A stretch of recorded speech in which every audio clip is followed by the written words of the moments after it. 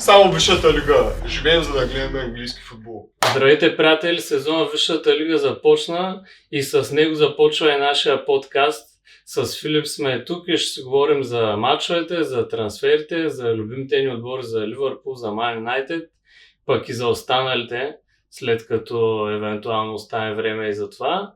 И така. Много се радвам, че най-накрая се събрахме отново да го направим това нещо. Отново се завърнахме, време за епизод 2. Да, всъщност, преди да започнем да говорим, аз искам да направя едно въведение към това, че всъщност края на миналия сезон направихме един опитен първи епизод. Просто така да видим как се правят нещата, да видим как ще се чувстваме и сега вече обмисляме да снимаме колкото се може по-често, евентуално всеки кръг и така. Който не го е гледал, върнете към първи епизод, заслужава си времето. Ами да. И така играха се мачовете от първия кръг, беше изключително интересно. И Манчестър Юнайтед откриха кръга с един неочакван за мен резултат. Хъл Сити пък така новия отбор във Висшата лига, който всички големи пъндити отписваха, още преди да е почнал сезона, всъщност изненадаха Юнайтед. То всяка година пъндитите отписват отборите, които се качват и ги слагат директно за изпадане. Ако сте гледали на Sky Sports стандартното шоу на Джейми Карагър и Гари Невил, когато те казват това, което предполагат, че се случи по време на сезона, винаги новите отбори, които са минали от втората дивизия на Англия към Премиер лигата, тях винаги ги слагат за да отпаднат директно в следващия. Винаги ги отписват. В края на сезона, обаче Хълсите се представиха много респектиращо, бяха много компактни в защита.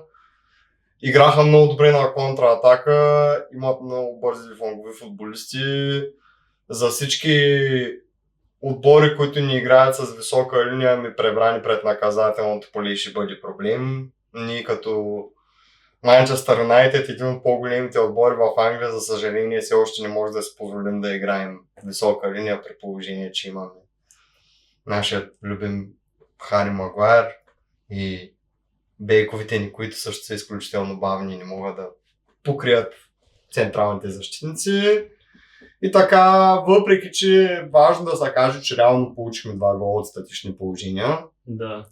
След края на матча Люк Шоу излезе на интервю и каза, че според него отбора не е бил достатъчно подготвен за да се справи с статичните положения на Хълсите, което за мен е едно доста така плачевно оправдание от ветеран, който има над 10 години опит само в отбора, да не говорим, че преди това е играл и за Саутхемптън и за други отбори.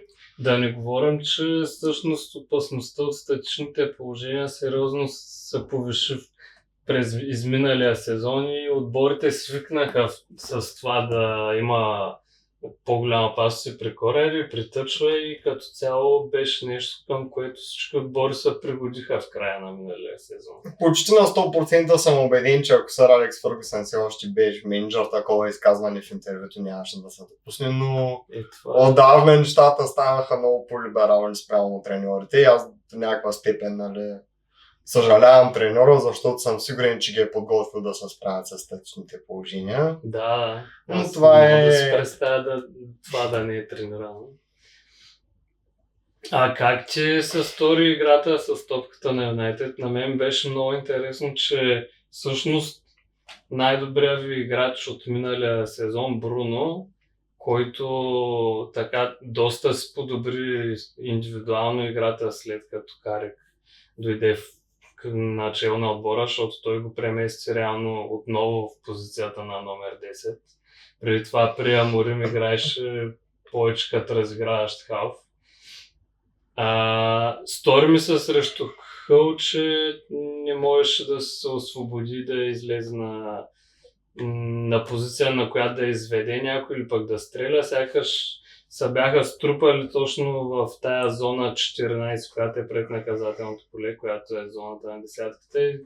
реално той беше заключен. Имаше прекалено много. Първо, че играха с нисък блок, което за нас винаги е било голям проблем. Смятам, че и за повечето отбори с класни играчи, играйки срещу противник, където се очаква да владеят повече топката, е проблем да преминат през нисък блок. Бруно се върна от предсезонната подготовка по-късно от другите. И съответно на предсезонната подготовка имаш точно 2 мача за да влезе в ритъм. Сложи го, за да могат да играят Сантос и Тилеманс в началото. Беше ясно, че Бруно в края на мача ще влезе в по-дълбоката зона, защото реално и Тилеманс и Сантос излязаха, бяха сменени и нямаше кой да построява играта от по-дълбоката зона и след като смениха Бруно за да влезе, имаше проблем. Да, то всъщност моя въпрос е по-скоро как ще се приспособят Юнайтед и изобщо Бруно към това нещо, защото с промяната на правилата в момента за фаловете става все по-трудно реално на отборите да се защитават, ако не е в нисък блок, защото всеки един шпагат вече е фал, всяко едно дърпане за тениската вече е фал и всъщност ти ако си нападател и защитника няма право да те дърпа, да те рита и реално той може да те спира само тяло в тяло.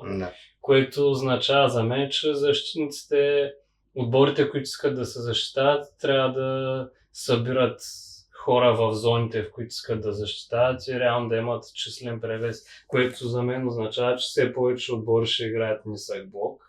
И добре построените отбори, примерно като Евертън, като Кристал Палас, според мен ще имат много проблеми с тях. Ами, по принцип за мен не изглежда атрактивно да играеш нисък блок, обаче от друга страна, замисляйки се така за по-назад в миналото, много рядко се виждаха отбори, които играят с по-дръпната напред и задна линия. Да. Почти до центъра. И ниския блок продължи да бъде ефективен. И по същия начин, по който се върнаха статичните положения с дългите тъчове и високите центрания, смятам, че се връща и ниския блок. Може би в футбола казва се в живота, че старите моди се връщат често. Да. Може би в футбола ще бъде така.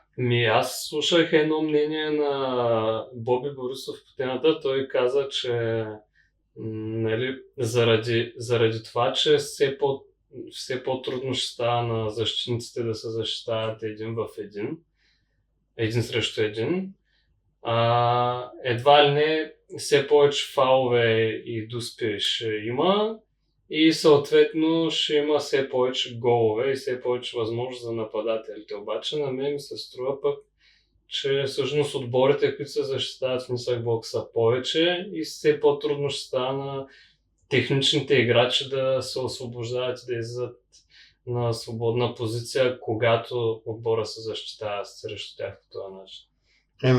Така ще става по-трудно според мен да се направят.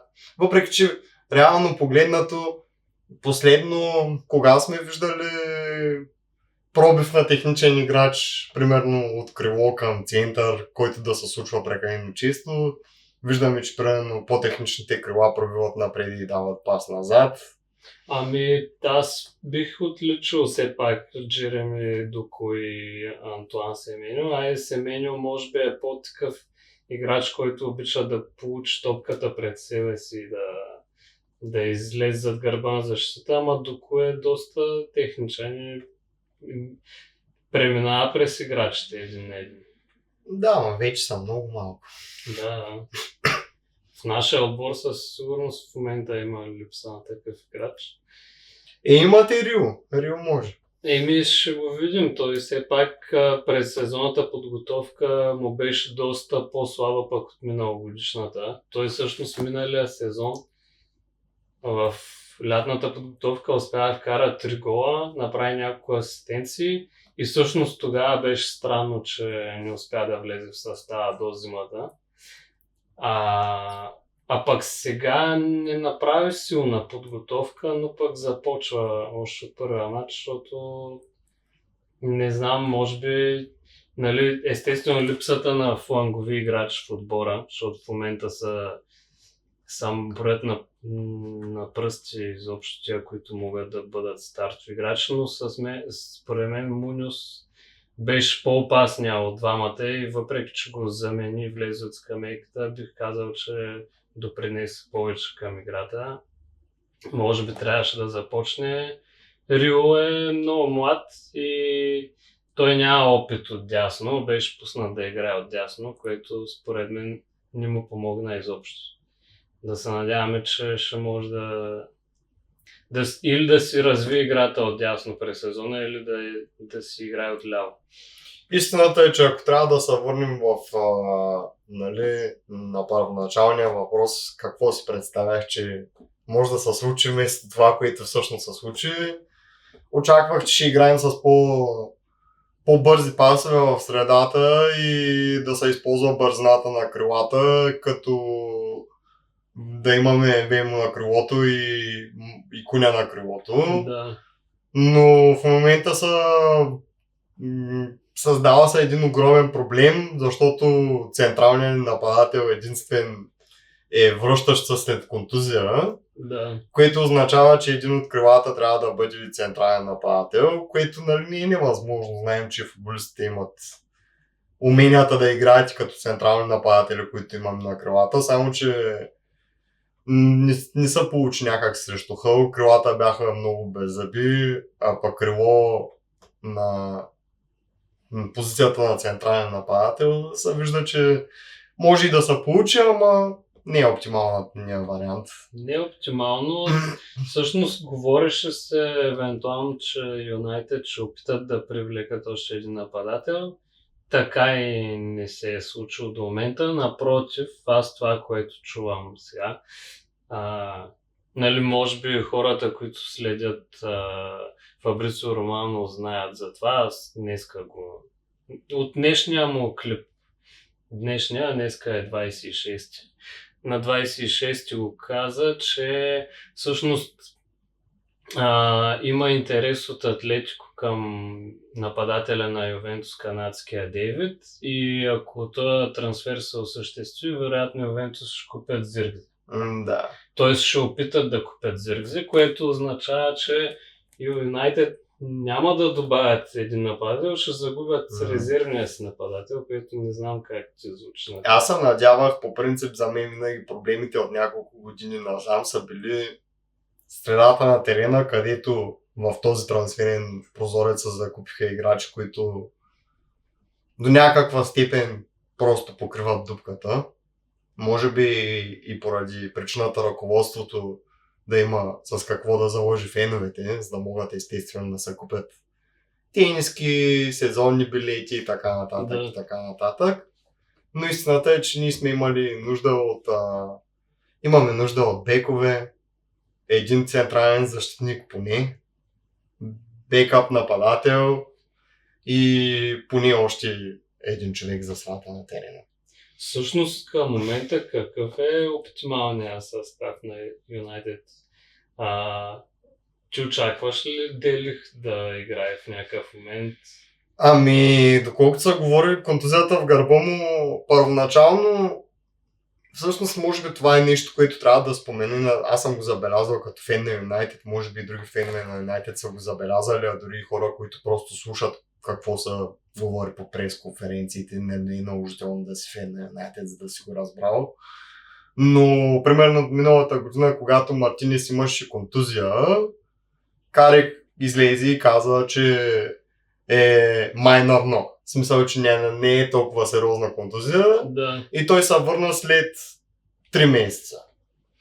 Когато Деликци са контузии, пак нали, на пресконференцията се каза, това нещо не е толкова сериозно, нали, контузия в гърба и ще отнеме малко повече време, но очаквам да се върне за предсезонната подготовка, ще отпадне за сезона, не е играл предсезонна подготовка, все още е в процес на възвръщане, има сам тренировъчен режим. И това нещо, което реално искам да кажа е, че не разбирам каква е причината в пресконференциите на феновете да се дава грешна информация относно контузиите. Никога, не никога, но доста често, когато стане въпрос, някой журналист зададе въпрос прямо контузини играчи, винаги отговорът е играча ще се завърне сравнително бързо и се оказва обаче, че играча не е на разположение. Което създава едни огромни дупки в отбора и освен това естествено членовете се разочароват, защото виждат как някой ги лъжи. Да, нямам идея наистина защо става това. Като заговорихме обаче за различни начини на игра и как ще се построят отборите, на мен изключително яко добро впечатление ми направи мача Фулъм Челси, защото гледах два отбора, които просто искаха да атакуват и беше динамично, атрактивно, бързо се случваше всичко и всъщност за мен това е мача на кръга и просто искам да кажа, че Челси изглеждат доста опасни и всъщност пролича голямата грешка тук на Томас Тухел лятото да не вземе Кол Палмър на световно, защото гледах как играят двамата с Морган Роджърс в атака и просто не мога да си обясня защо не игра за Англия този човек през лятото. Не, че съм имал някакви очаквания Англия да станат световни шампиони, но очаквах повече от тях, може би. И двата отбора обаче, първо, че това беше много интересен матч според мен, защото двамата бивши треньори на Реал Мадрид се изправят един срещу друг и двамата уволнени един след друг.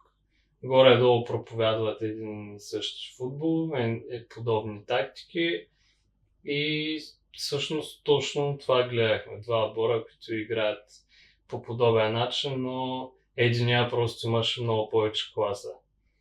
Според мен Кол Палмър беше най-силният играч на терена за този матч и смятам, че имаше... Жоао Педро и Морган Роджърс, тримата бяха много опасни. Смятам, че има заявка за играч на кръга.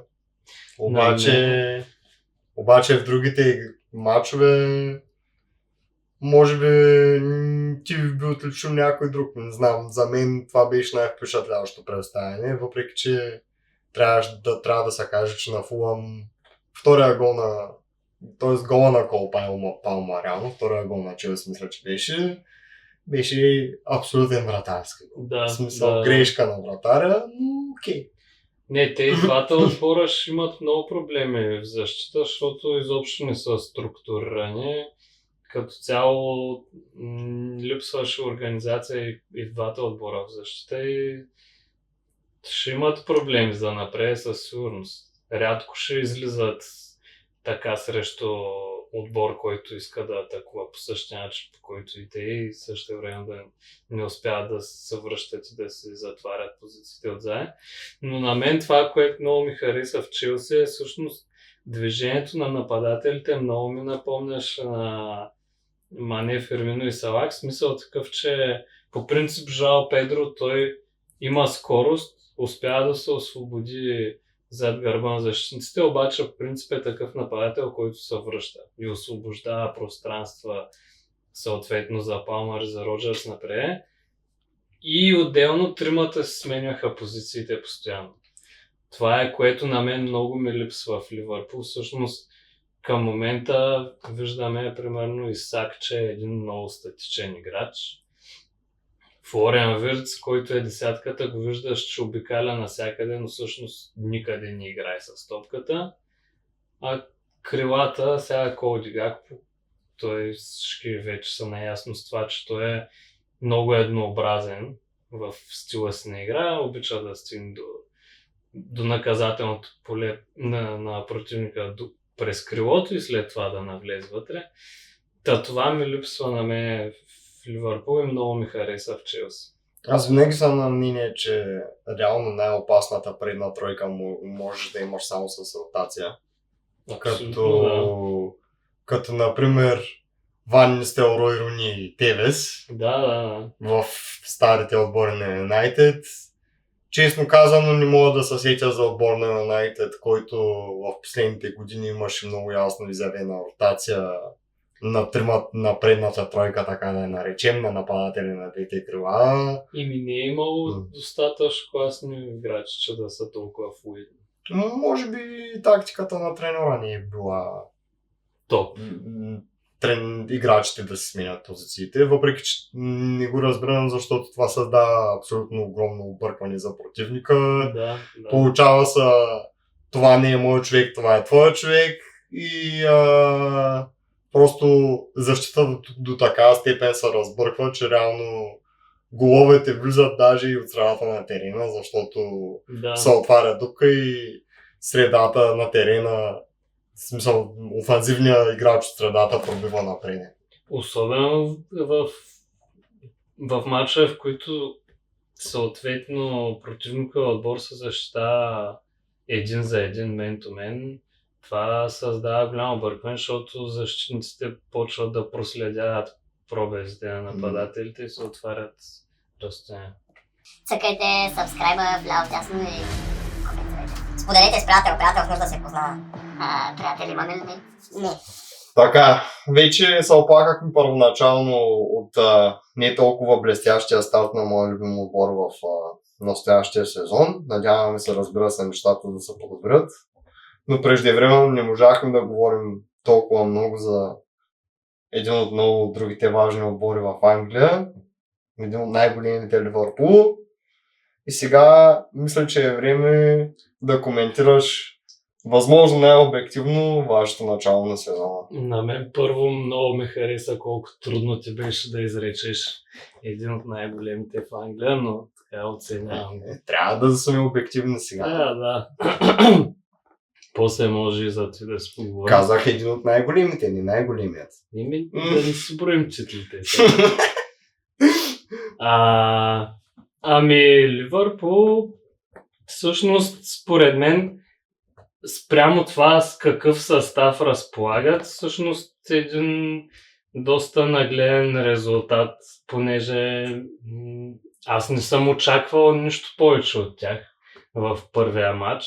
Естествено, надявах се да изкарат късмет или пък да ме изненадат с нещо, което не съм видял в предсезонната подготовка или пък нещо, което не съм си представил, че може да се случи. Като, например, примерно, Виктор Муньоз да връхлети в наказателното поле и да спечели Дуспа, но като цяло нищо неочаквано нямаше в играта на Ливърпул. Те все още са доста неподготвени от гледна точка на това, че новия треньор имаше само 3 месеца да бъде с състава си и с по-голямата част от състава си изобщо не прекара много време, имайки преди това, че повечето играха на световното. И то, нали, става въпрос за основните играчи в средата на терена, където беше главно проблема за отбора, всъщност това, че липсваше структурата в средата на терена, понеже и тримата ни халфове атакуваха наказателното поле и не оставаха назад и не успяха да се връщат на време при контратаките. Той всъщност Андони Райола имаше така едно интересно изказване след мача, когато беше попитан за това какво смята за играта на Райан Гравенберг и конкретно за ситуацията при първия гол, където Гравенберг вместо да подаде или да стреля, или да подаде на Согосла или да стреля, той подаде в празното пространство, където топката беше отнета и всъщност той не беше на позицията си, за да защитава защитната линия и съответно стана първия гол. Той каза, да, по принцип Гравенберг е шестицата, но представете ли се, ако беше стрелял и беше вкарал гол или направи асистенция, той всички знаем, че той това го може и не искаме да го отнемаме от играта му. Тоест, атакуващия майндсет на Ираола в случая ще повлияе по такъв начин на отбора.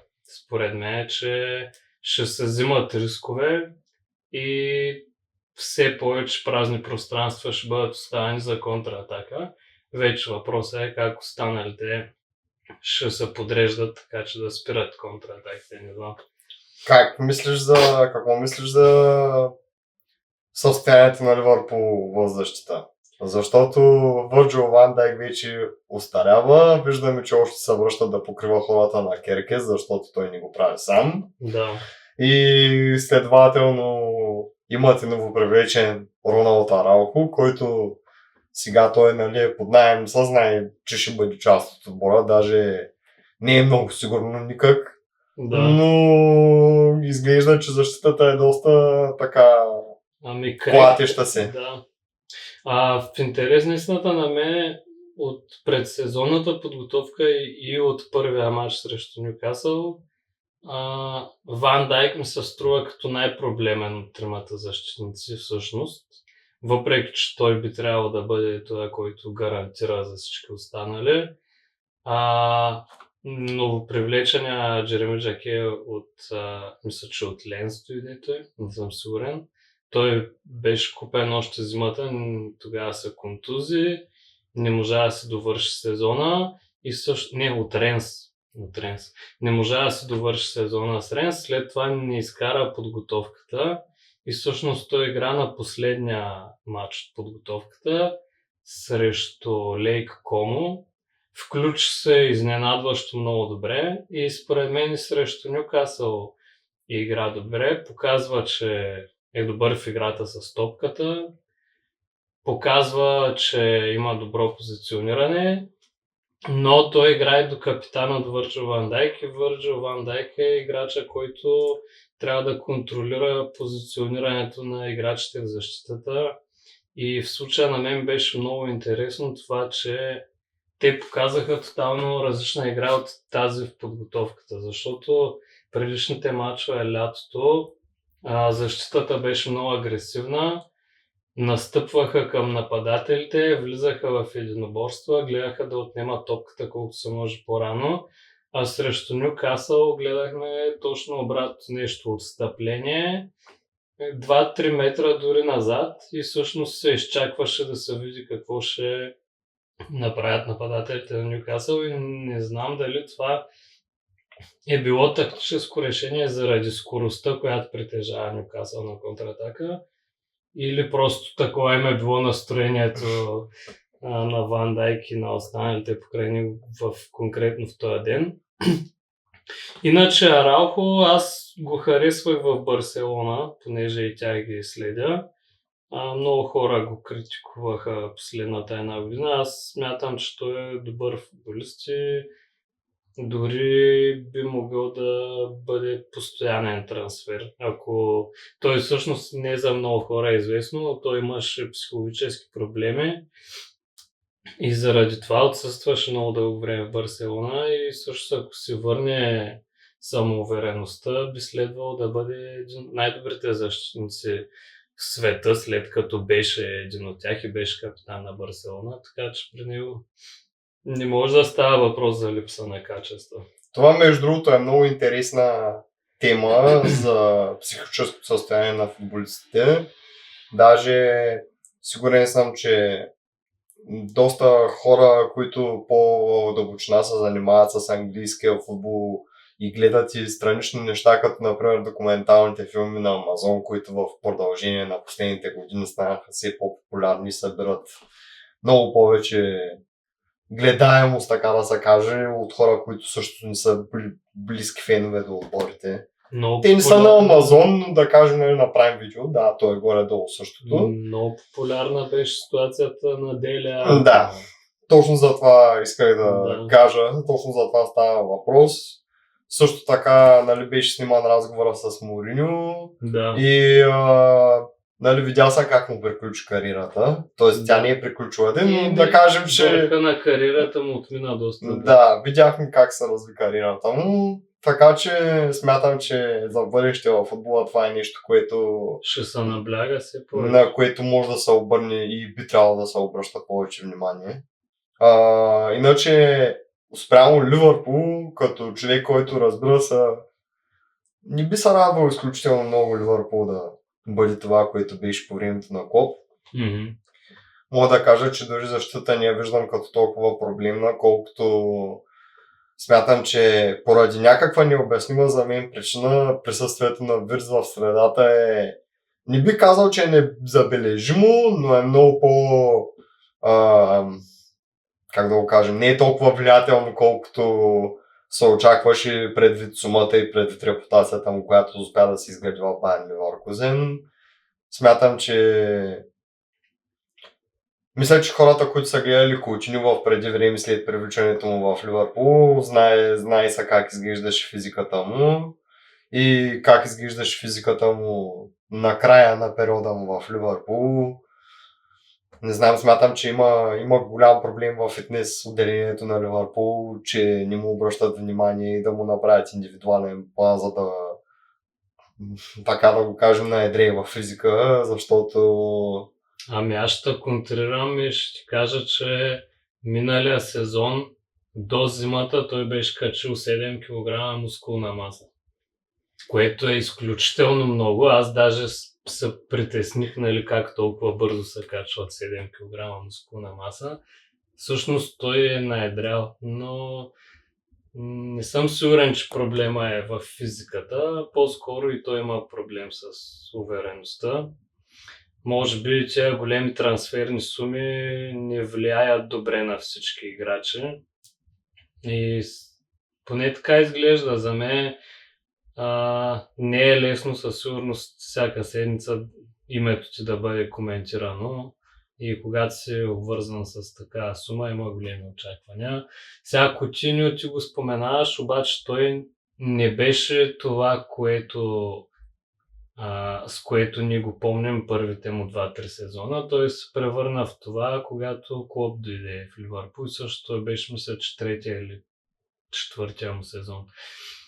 Да, просто ще видим какво ще предложи Вирц през този сезон, но за мен той има същия проблем, който имаше Бруно в матча срещу Хъл, само че той го има вече 1 година. Той просто е затворен в тая зона 14, не може да получи топката там и съответно в малкото моменти, в които я получава, не успява да я изведе напред.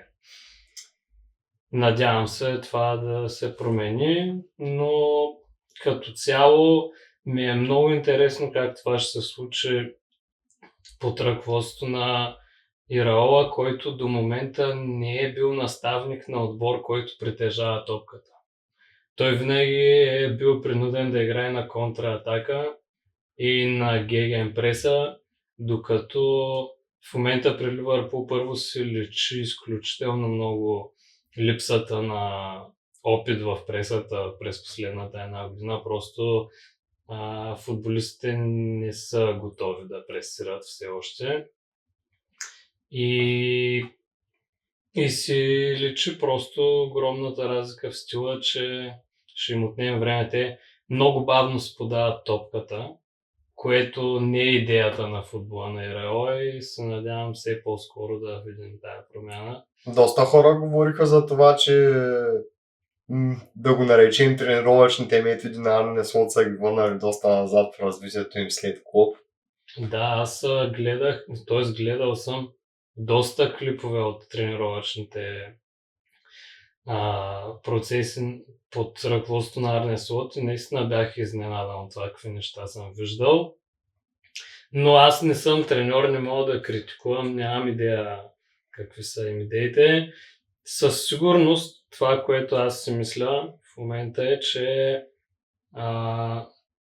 все повече хора ще се дадат сметка, че Ливърпул, въпреки всичко, което се изговори миналата година, нямаха толкова голям проблем с треньора, колкото с трансферния си бизнес. И в лицето на Ричард Хюс и Майкъл Едвардс, тия двамата през последната една година може да ги държим отговорни за мене за състоянието на Ливърпул, защото Арне Слот, когато стана шампион преди 2 години, имаше едни изключително експлозивни футболисти, които може би индивидуално като качества не бяха толкова технични. Нали, говорим за Дарвин Нунес, за Диого Жота и за Луис Диас, но това са изключително експлозивни футболисти, които са готови да гонят топката до последно. И когато ти се отнемат тримата най-експлозивни футболиста в атаката и остане Мохамед Салах на 30 и не знам колко години и Коди Гакпо, който беше най-бавният от всички, не знам какво може да се очаква. Нали, Исак дойде контузен, той никога не е бил най-бързия футболист, освен това. И Виртз вече го обсъдихме. Ами, това доста се приближава до коментара на Джейми Карагър, който гледах отново в студиото на Sky Sports, където, нали, се обсъждаха трансферите. И той каза, че ако играчите, които бяха привлечени след шампионския сезон на Слот, като например Виртз и всички останали, Исак и така нататък, всички знаем кои са, ако представенията им не се покачат на доста по-високи нива от това, което гледам в момента, следващите 3 месеца са ключови. може да се определи като един от най-лошите трансферни прозорци в историята на Ливърпул. Според по негово мнение. Абсолютно, и той още когато се случваха тия трансфери миналата година, той каза, че притеснен, понеже Ливърпул в принцип не е отбор, който харчи толкова много пари за играчи и съответно никога не сме имали проблема с това да имаме футболист, който трябва да отговори на очакванията. Защото последния път, когато купувахме скъпи нападатели, това беше примерно Марио Балотели. Всички спомняме как завърши това. И оттам насетне винаги сме подхождали по друг начин. И затова притеснително е, защото такива играчи, Юнайтед дълго време имаха проблем с такива играчи. Купуваш скъпи играчи, които са много класни, те обаче не тръгват добре в твоя отбор и те вече са много скъпи, заплатите са много скъпи, ти не можеш да се отървеш от тях. Това беше голям проблем за нас и по принцип, слушайки това, което хора като Омар Берарда и Джейсън Уилкокс и другите хора от борда говорят относно трансферната политика, те казаха, че Манчестър Юнайтед в интервю за MUTV, че Манчестър Юнайтед ще спре да купува скъпи играчи, защото ги е страх да не повтарят грешките от миналото, само че проблема е, че вече живеем в време, в което класата струва пари и, както казват англичаните, you get what you pay for. Да. Тоест, много трудно е може би да изпратиш някой от скаутите си в Бразилия и той за някакви супер дребни пари по сегашните стандарти да намери следващия Неймар за 7 милиона. Да. Което е просто утопия, но това доведе до това, че трансферната политика на Man United, като човек, който много го боли от това нещо, мога да кажа, че за последните 3 трансферни прозореца, добре, не последните 3, може би последните 2 е абсолютно шокираща, да. Защото имахме възможност да се закупят играчи, които отговарят на сумата си и съответно да донесат качество на отбора. Може да се каже, че предният трансферен прозорец беше добър. Беше най-добрият от последните. Беше приемлив, повече от приемлив. Да. Предвид факта, че се взеха Куня и Мбуемо, които са доказани играчи в Премиер лигата. Виж, че Сеско тръгна много добре втората половина. И също Сене Ламец беше изненадващо Да. Изненадващо привлечен играч по препоръка на треньора на вратарите, нашия треньор на вратарите Тони Котън, който се представи изключително добре. Но понеже виждам, че се ориентираме в посока да си говорим за трансфери. Да, ако искаш да си говорим направо за трансфер. Право да обсъдим малко, може би, трансферния прозорец. Ами, за трансферния прозорец, да, но ако искаш, може да почне направо от Тотнъм. Ами аз като гледам какво направиха Тотнъм на трансферния пазар, не казвам, че другите отбори не са направили нищо релевантно, обаче най-определящите на трансферния пазар за тази година, мисля, че може да се каже, че бяха Тотнъм и Сити. Ами Арсенал, виж какво направиха Арсенал, човек. Купиха Бруно Гимараеш за без пари, като го сравним с всички пари, които бяха похарчени за дефанзивни халфове и качеството на дефанзивните халфове. И като погледнем Арсенал, които купуват един от най-добрите дефанзивни халфове, който да е резерва на другия най-добър дефанзивен халф в първенството. И то за, мисля, че 50-60 милиона нещо, което е 2 пъти по-малко от цената на Елиот Андерсън. Мисля, че и те изкараха добра карта тук. Но Тотнъм определено пък похарчиха най-много пари. Интересно е как се промени трансферната политика на Арсенал в последните години, защото докато Венгер беше менеджер, тогавашният собственик на Арсенал, много хора са чули за него, Иван Газидис, той излезе и каза, че ние строим нов стадион, не може да си позволим да купуваме играчи. До след уволнението на Венгер, че даже и по-нататък, когато примерно Емери беше треньор, трансферната политика не се промени. Сега виждаме, че с Артета в последните години очевидно, че ръководството на Арсенал започва да се събужда малко. Инвестират в класни играчи, за не толкова големи суми, за сума, която няма как да се игнорира, но не е 116 милиона за Елиот Андерсън. Не, много са умни. Друг е въпросът, че те бяха първите, които платиха 100 милиона за дефанзивен халф. Да, Декларес. Така че оттам тръгна и това нещо. Впоследствие миналата година Езе също беше купен за немалко пари. Но да, Арсенал доста умно подхождат и според мен те имат двама добри играчи на всяка позиция. Ами според мен така се изгражда шампионски отбор. Освен на нападателската позиция, сега аз още не съм много сигурен в уменията на Гьокерес и не съм сигурен, че Кай Хаверц е нападател, но какво значение има след като са шампиони? Реално проработим на сезон. Да. За трансферите на Тотнъм интересното е, че освен играчите, които вече купиха, всъщност те сега добавиха и Савиньо. Да, очаква се да вземат и Мармуш и знаем, че искат да вземат и Коди Гакпо. Това е много интересно. Да. Ти как се чувстваш като фен на Ливърпул от възможността да загубите Коди Гакпо от Тотнъм в края на трансферния прозорец? Ами аз миналата година много страдах покрай Коди Гакпо, защото той имаше един меко казано слаб сезон, но в интерес на истината целият ни отбор, освен Собослай, имаше слаб сезон.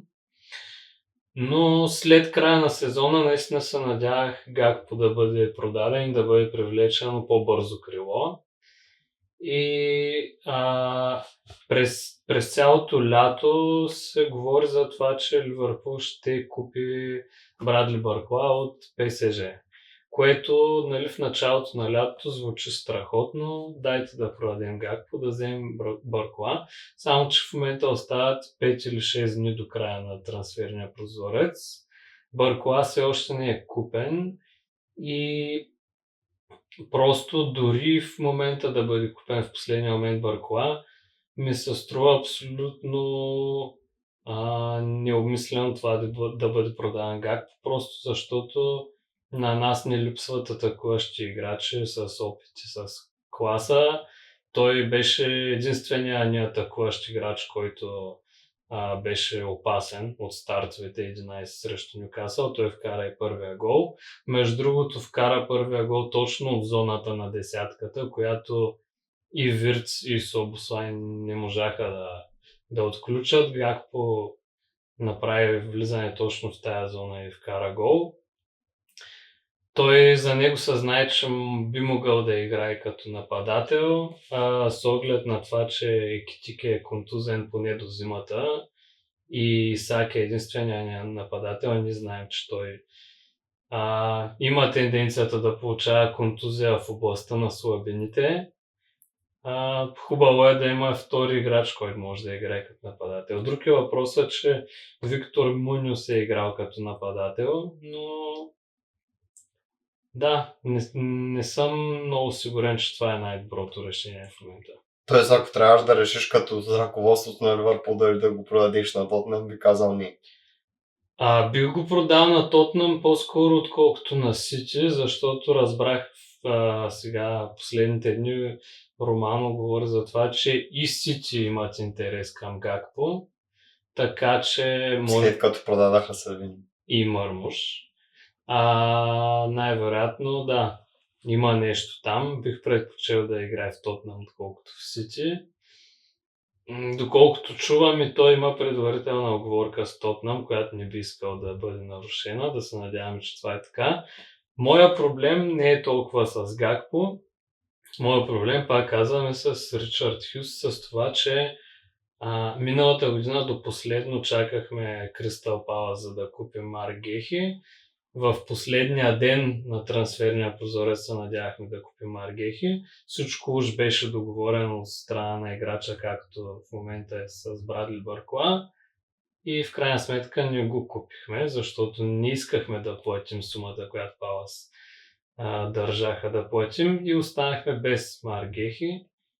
Той отиде в Манчестър Сити и определено заедно с Семеню спасиха сезона им и се доказа колко добър играч е. Така че просто не искам да повтаряме грешките от миналия сезон, да останем без крило. Да, ще се отвори много голяма дупка в състава. Да. Въпросът е, че вече е много късно в трансферния прозорец и това, което най-вероятно ще се случи, е, че ще трябва да се вземе играч от школата. То при нас вече се случи това, защото освен Рио и Луис Кумас игра в мача срещу Нюкасъл, което не че не е хубаво да се случва, но не е хубаво, когато нямаш опции с по-опитен играч. Да, и предполагам, че ако се наложи да продадат Гакпо или се случи така, просто ще се случи така наречения паник бай за някой играч под наем от неизвестна лига с много големи надежди, с много голямо напрежение върху играча. Така че... То се видя и, че всъщност, че Ливърпул са планирани през последните 24 часа. Стана ясно това, защото са направили опит.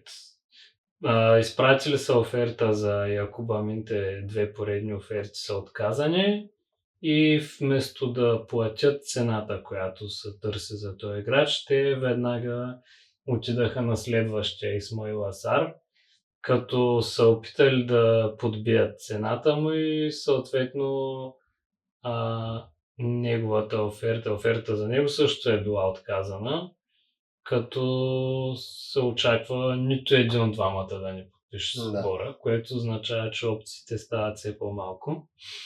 Но да не прекаляваме с Ливърпул и проблемите на крилата, защото има други по-интересни теми в това. Да, с това, което си мислех е, докато си говорихме преди да започнем да записваме за днешния епизод, забелязваме как Челси закупуват в последните години, както може би до някаква степен е продиктовано и от това, че имат американски собственици, но те купуват както се купуват играчи на НФЛ.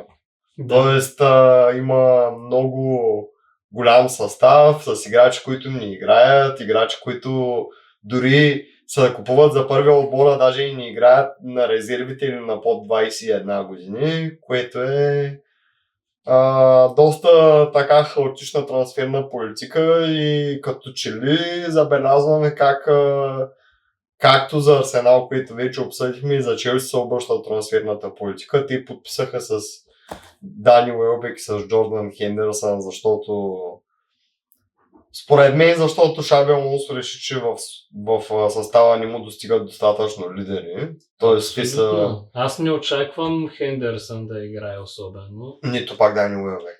Той може би ще играе по-често. Все пак до последно игра за Брайтън. Като цяло е играч, който вкарва голове, но да. Доста силно се представи също миналия сезон за Брайтън. Да. Стигна двуцифрено число. Но не ги видяхме срещу Фулъм и не очаквам да ги виждам в по-големите матчове на Челси. Да, аз мисля, че са подписани за съблекалнята. Да. Но ето виждаме, че това бяха горе-долу като двете най-големи имена. Не се сещам в момента Челси да са подписали с някой така... Морган Роджърс. Да, освен това. Което се почти 120 милиона. Да, така е. Може би Морган Роджърс, но това означава, че реално са подписали с един трансфер за първия отбор. Не, те подписаха и Лакроа от Кристал Палас и Ато или Хато, не съм сигурен както се произнася името от Леверкузен. И двамата играха срещу Фулъм. И двамата защитници са много бързи и със сигурност ще бъдат титуляри. И на двамата според мен не ми липсва опит в играта с топката. Но и със сигурност ще оставят пространства зад гърба си и като цяло Челси ще имат проблем с защита, въпреки това, че ги купиха тях. Но те двамата са сравнително млади и са бързи, ще имат възможност да се развият под ръководството на Шаби Алонсо. Но като цяло те Челси имат достатъчно много класа в състава си. Според мен единственото наистина, което им липсва е някакъв много изявен лидер в защитата и на вратарския пост. Но като цяло в средата на терена и в атака мисля, че са топ. Тоест да кажем, че трансферният пазар за Челси до тук е приемлив. Аз мисля, че е успешен. Даже друг е въпроса, нали, през последните години какво се случи, колко пари бяха похарчени, Челси бяха и санкционирани след като си признаха за грешки на предишното ръководство. Чудно ме е кога ще се признаят грешките, т.е. незаконните действия на сегашното ръководство, които очевидно, че ги има. Но да, няма аз да ги реша тези неща. По принцип, то ако става въпрос за незаконни действия и нарушаване на финансов фейрплей, не го казвам, защото съм Манчестър Сити и аз съм фен на Манчестър Юнайтед. Делото виси. Но тези неща трябва да бъдат решени още преди, да кажем, примерно 2 години или година и половина поне. Защото още тогава обявиха от Премиер лигата, че имат интерес към това нещо да бъде разследвано. Само че ето виждаме, че и този летен трансферен прозорец привлякаха Илият Андерсън за 116 милиона. Преди това през зимата вече обсъдихме Марк Гихи и Мармуш беше също... Не, Семеньо, Мармуш предната. Да, и Семеньо. Но виж пък кое е интересно, че в Сити изведнъж напуснаха много от играчите с най-високи заплати. Да. И Пеп напусна и като цяло има така спекулация дали може би не се подготвят там евентуално за едно наказание в следващите сезони. Много интересно нещо също беше, че Райндърс, който знаем, че беше привлечен в Сити, той буквално почти не игра за тях за една година. Да. И след това беше продаден за даже и за плюс, за да го наречем за счетоводството им, което е доста така неразбраемо за мен. Съмнително Изглежда като сделка под масата, без да слагаме етикети на нещата. Да, и Родри, който беше човека с най-голямата заплата, заедно с Холанд, напуска. И то за много ниска сума спрямо пазара. Да. Но да кажем, че той, понеже има 1 година от договора оставаща, затова му е така цената. Но да, Сити, всички знаем, че рано или късно ще имат някакво санкциониране. Друг е въпросът колко значимо ще бъде то. Нюкасъл направиха също доста силен трансферен прозорец спрямо продажби. Най-силен трансферен прозорец спрямо продажи, извинявай, че да прекъсваме, на Астън Вила. Всъщност те бяха разкостени. Да, но само, че предвид факта става въпрос, нали, за играчите, които все пак Нюкасъл губят, като Сандро Тонали и други ключови играчи. Те естествено, че да, те продължиха това, което им се случи миналия сезон и Еди Хау според мен справо се напусна. Да, мисля, че не беше много съгласен с това да се продават играчите, само че знаем, че от доста време Нюкасъл е отбор, който продава най-добрите си играчи. Да. Както и Астън Вила, за които мога да кажа, че съм един доста симпатичен отбор, въпреки че съм фен на Манчестър Юнайтед, все пак. Въпросът с Нюкасъл беше, че когато дойдоха новите собственици, се очакваш, че ще престане тая практика, нали, да се продават играчи, за да се генерират финансови средства, но пък те непосредствено след това така промениха правилата за финансов фейрплей, че реално отборите извън четворката много трудно могат да си позволят да инвестират в клуба си средства, които не са генерирани от клуба и съответно става много трудно за тях.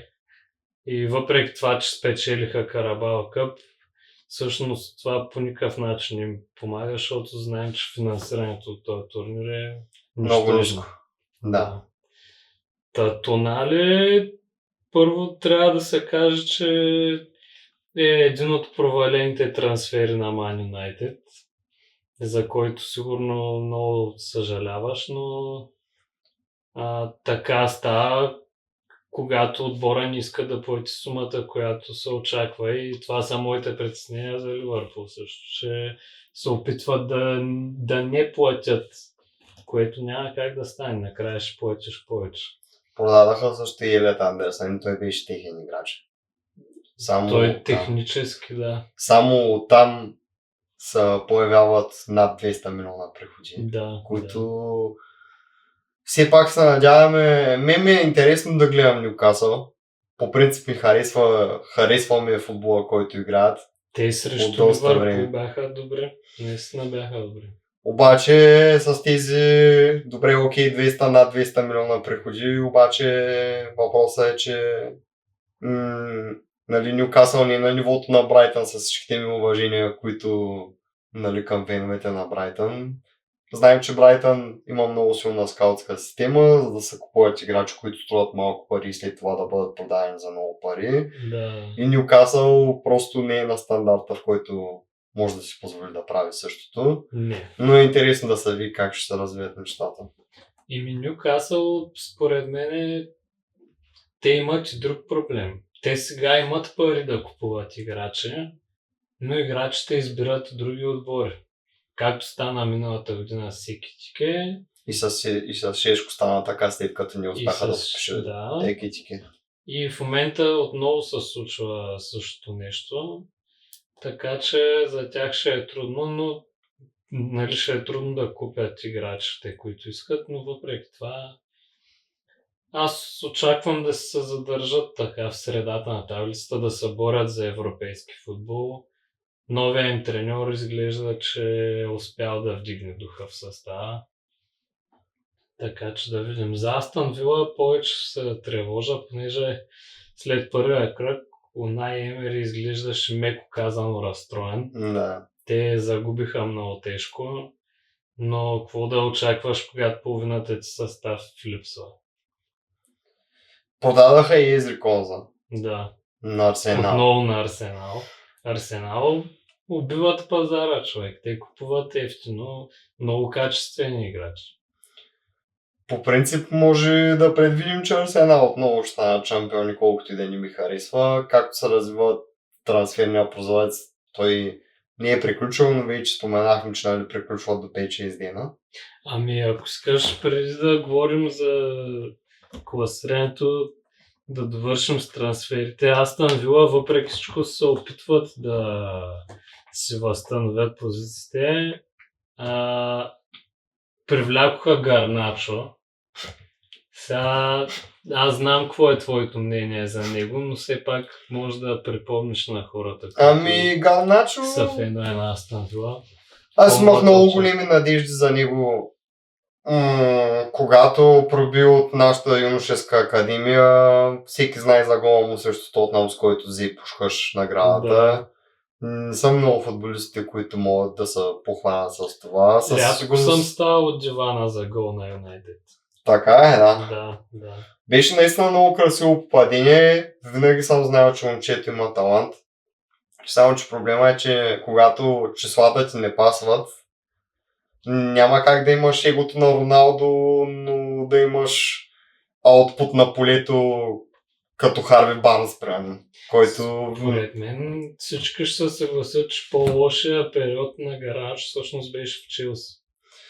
Да, така е, то реално погледнато, той се опита да се възроди кариерата, когато Ман Юнайтед също имаха проблеми и с Рашфорд, и с, нали, да го наречем статута му в отбора. Да. Когато той каза, че нали, ще желая да играе за Барселона и желая Барселона да го привлекат. Гарначо реши много късо време след финала на Лига Европа, когато вече се говориха тези неща, да качи снимка на себе си с тениска на Вила, което нали, не са приели много добре от феновете, не са приеха много добре от феновете и коментарите му след финала на Лига Европа, когато каза аз бях най-добрият футболист в турнира за отбора, по време на груповата фаза и по време на елиминационните. Има проблем с арогантността. Той каза, че и след това, разбира се, тези неща нали, не са потвърдени, но след интервюто на следващия митинг на отбора, Аморим го е сложил пред всички играчи и му е казал, че може би ще изкараш много голям късмет да си намериш отбор. Все пак по някакъв начин успяхме да го продадем на Челси за 40 милиона, което за мен беше неочаквано висока цена.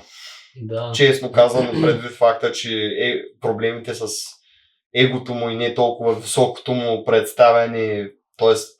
да кажем, че е имал добри представяния, но не е константен играч. Да. Според мен 40 милиона бяха прекалено много пари за него. Не, че не се радвам, че нали, успяхме да го продадем.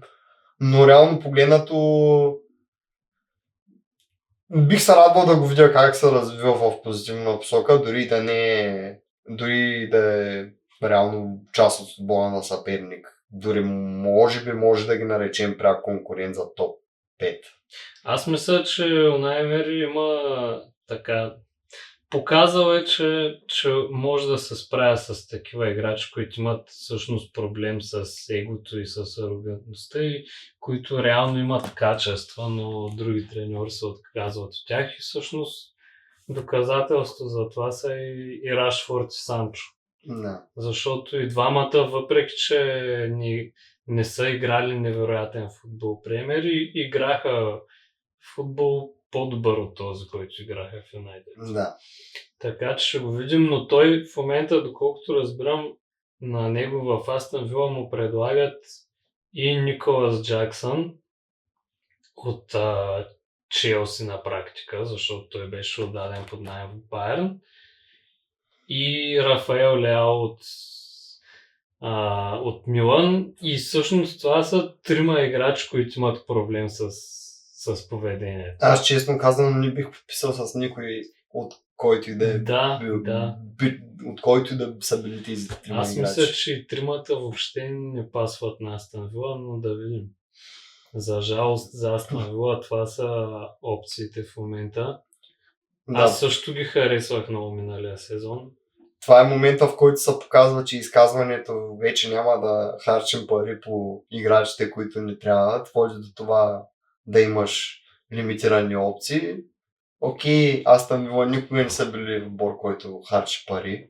Да. Но все пак със сигурност според успехите им в последните години, както и това, че факта, че взеха Лигата на конференциите, имат, да го наречем, умението, дори може би и желанието да привлекат футболистите, но просто нямат финансовата възможност, докато отбори като нашите любими просто казват, няма да харчим пари и това е.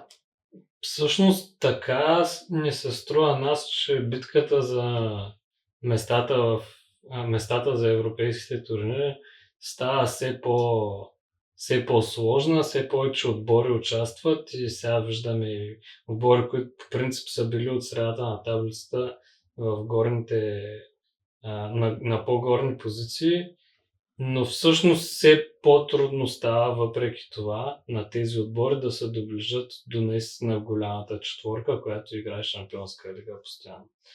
Да. Това е чисто финансов проблем. Вижда се, че въпреки всичко, въпреки това, че Тотнъм 2 години поред завършват на 17-то място, могат да си позволят да харчат повече пари от Астън Вила, които завършват, не помня на кое място бяха миналата, но 6-то, 5-то, 4-то, нещо такова. Да. Те май ще играят Шампионска лига тази година. Не съм сигурен. И аз не съм много убеден, честно казвам. Всъщност смятам, че доколкото се сещам, отборите, които играят Шампионска лига, са Ман Сити, Арсенал, Ман Юнайтед, Ливърпул от 5-то място играят. 4-то място И трябва да са Вила. Астън Вила. Трябва да са Вила, да. Благодаря, че гледахте. Това е Висшата лига. Аз съм Ждан Солос, мен е Филип Гаев. Беше ми приятно да гостувам и ще гостувам отново.